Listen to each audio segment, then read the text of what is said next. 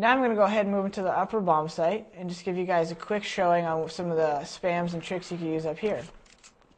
Most of the time, when I'm playing by the hut area or just on the floor, you know, there's common spams. You're just shooting like this, which goes into the dark spot right here.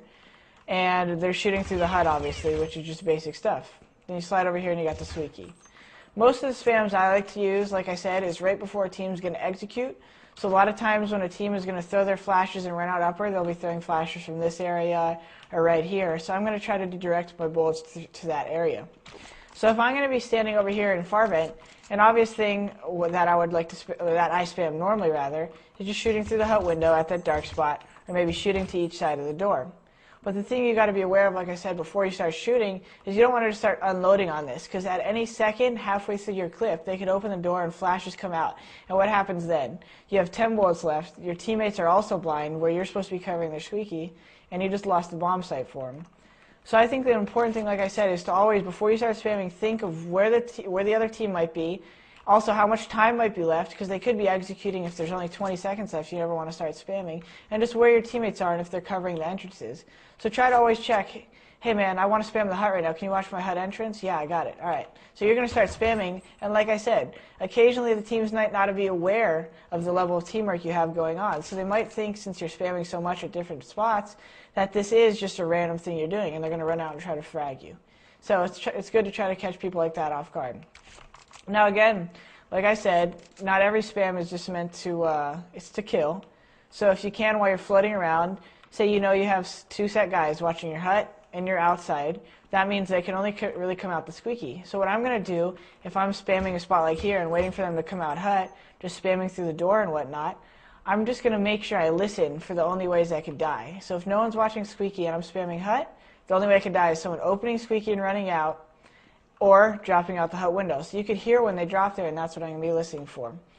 And just a quick note before I go out to the outside spams and retake spams, it's always good, especially in upper, when you're shooting bullets at anything and you think they might run out on you, even when you don't think they might run out on you, to just conserve a couple bullets, you know?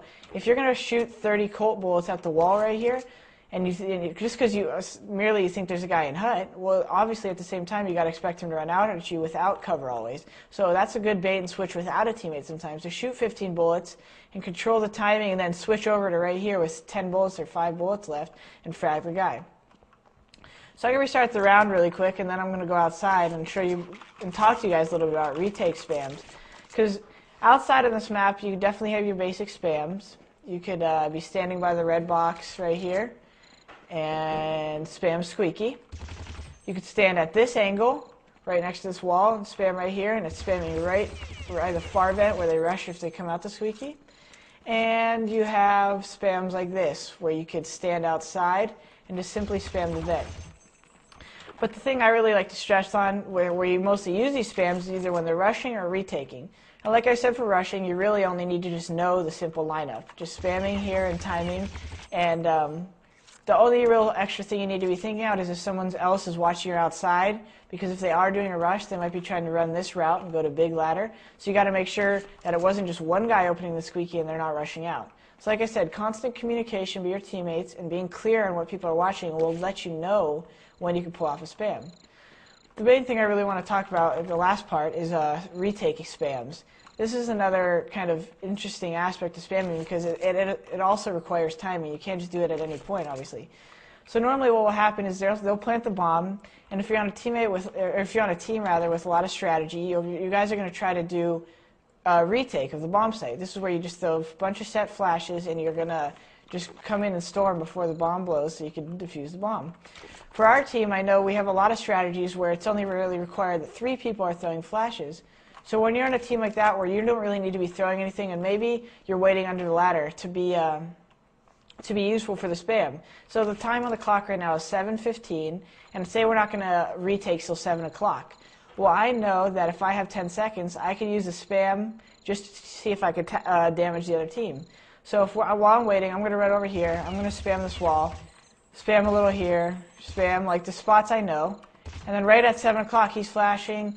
I could be closer, and right when he's closer, they're already coming up, and I'm right behind him, and I really didn't waste any time. I didn't have to be watching flank. That's something you have to clarify on. I just know from my experience with my team that I could just spam any spot like this on most of my retakes, and it's mostly the other guys who have the set flashes. So guys, that's about it for the basic summary. I just want to give you guys a quick info at the end here. Just remember, anytime you're spamming a wall, be aware of where your teammates are, where your enemies are, maybe how you could draw and bait them, how much time's left in the round so you know if it's even necessary to spam, and basically just raise the communication level with your teammates to those small intricacies to help you guys improve your overall play. Alright, so this has been an EG Pro Tip sponsored by Kingston HyperX. You guys can check out more videos on www.myeg.net, and I'll catch you guys later.